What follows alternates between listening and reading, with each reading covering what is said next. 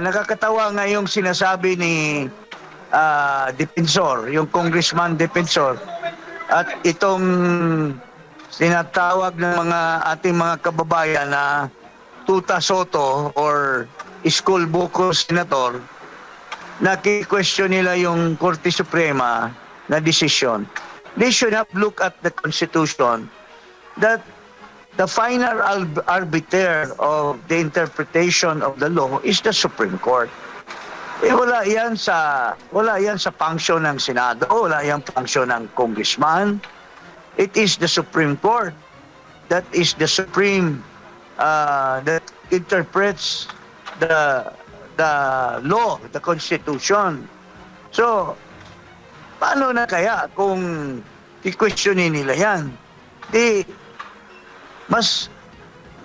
na ang Supreme Court, Senado na or Congress na ang interpreter of the law. Hindi na yung Korte Suprema. That's usurpation of the power of the Supreme Court, which is provided for in the Constitution. Diba? So, sinasabi nga nung Defensor, ay wala daw pakialam ang Korte Suprema dahil they will create their own rules. O kung gusto nilang gumawa, kung ayaw nilang sundin yung Korte Suprema, pwede daw. That's a lot of stupidity going on in that kind of a statement. Di ba? Opo, humantong pa doon sa panukalang magkaroon ng tsa-tsa, attorney, dahil para upang ayusin nga itong impeachment process. Alam mo, galing yan kay Tuta Soto, yung statement na yan. I dare him. Dinidare ko nga at saka marami sa amin nagdidare sa kanya. Sige nga, subukan mo nga mag-amend ng Constitution kasi sa matagal ng panahon, ang Senado ay parating umaayaw sa mga proposal to amend the Constitution. Hindi lamang sa panahon dito ni Marcos, panahon ni Duterte, panahon ni Noynoy, ni GMA, even up to the time of Ramos, there were already attempts to amend the Constitution. Pero pagdating ng proposal ng House, umaayaw ang Senate kasi nagkakaroon ng question doon sa voting separately or voting as one. Gusto ng Senado, voting separately. Pero hindi pa klaro yung interpretation ng Constitution dyan. Hindi pa kasi na talakay ng Korte Suprema directly yung issue na yan. Kaya nga yung attempt sana ni Martin Romualdez na magkaroon ng pirma or proposed People's Initiative was precisely to address the issue of anong pangalan nito? Issue of whether it should be voting separately or voting as one. Yun ang issue diyan. So, yes po. So magkakaroon po tayo ng interpretation uli ng. So that's why I dare the Senate President, siya yung may idea ng sulong daw ang charter change. Sige nga, tingnan natin kasi pagka mawalan sila ng control, baka ma-abolish pa yung Senado kung magkaroon ng charter change. Maraming may gusto na i-abolish na yung Senado dahil the Senate, waste of money lang yan eh. Sila nga, nag-away-away parati eh. O ngayon, apektado yung issue, yung sa Blue Ribbon Committee, hindi tinanggap yung report ni Ping Lacson. Maraming umaangal doon. Tapos gumawa yung minority ng sarili nilang report. So, that means to say that ibig sabihin, pampagulo lang yung Senado sa bansa natin. So, if they will propose a charter change, I dare them. Sige nga, tingnan natin kung di ba ma-abolish yung Senado pagka nagkaroon na ng pagkakataon ang taong bayan na palitan yung ating saligang batas.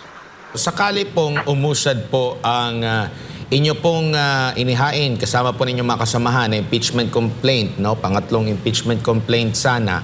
Sa tingin nyo po, kung pagbabatayan yung unang dalawa na inilatag at tinalakay po sa House Committee on Justice, mas mabigat po ang inyo pong daladalang mga argumento at mga ebidensya po at mahihirapan ang mga kongresista dito na maibasura po ang inyong complaint.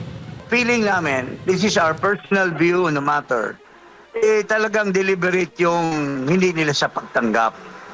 No? Kasi, it seems na they anticipated na talagang pulido yung impeachment complaint namin. Yung sa amin nila Defensor, nila Topacio. So to us, it was a deliberate attempt to deny us of the filing ng aming complaint. At saka, with due respect, maski yung bayan muna, may laman naman din yung complaint nila, unlike doon sa De Jesus. Masyadong premature yung pagbasura.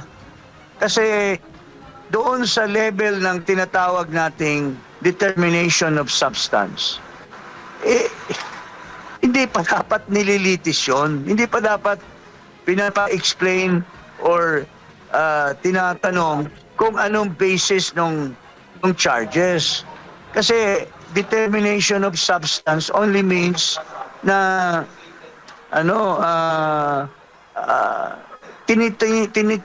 tinitingnan lang yung allegation of facts is if it amounts to impeachable offense.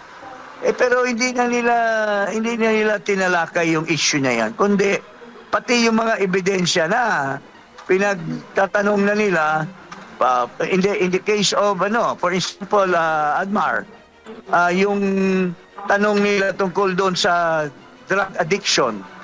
There was allegation na drug addict si Marcos. Wala daw ebidensya na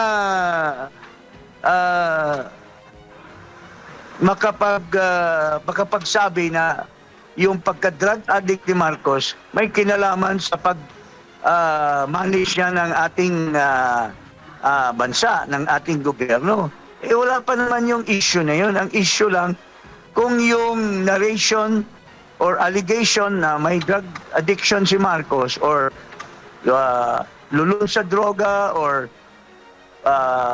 nagtitake ng droga, iyan lang naman ang titingnan muna. Is there any allegation to that effect that will be tantamount to betrayal of public trust?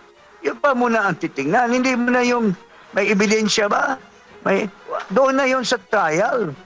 Kasi tulad ng sa amin, mayroon din kaming aligasyon na yan. Papatunayan namin yan by the presentation of witnesses. Ipipresent namin si Senator Amy. Ipipresent namin yung may mga kinalaman na nagda-drug siya. Ang issue kasi doon sa drugs, it's not because na naapektuhan yung pagmamanage siya ng gobyerno.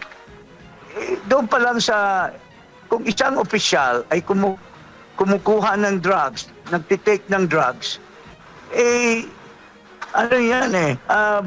culpable violation of the Constitution. Kasi pagka presidente ka, mayroon kang oath of office. Pagka mayroon kang oath of office, sinasabi mo that you will execute the law of the land. You will follow the Constitution. Nagpe-pledge ka doon sa pag-oath taking mo. Ngayon, kung you have to execute the law, hindi ka nag-execute ng law kasi binabiolate mo yung law dahil nagdodroga ka.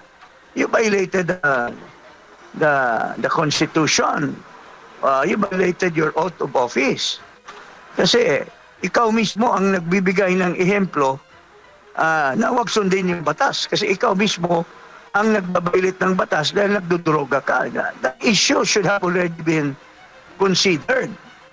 Pero yun sa trial yun. Pero premature At talagang kitang-kita mo yung mga alipolis ni Marcos na nakaupo doon sa Justice Committee. May intensyon na sila na hindi talaga papalampasin yung bayan muna na complaint for impeachment. Hindi nila talaga papalampasin.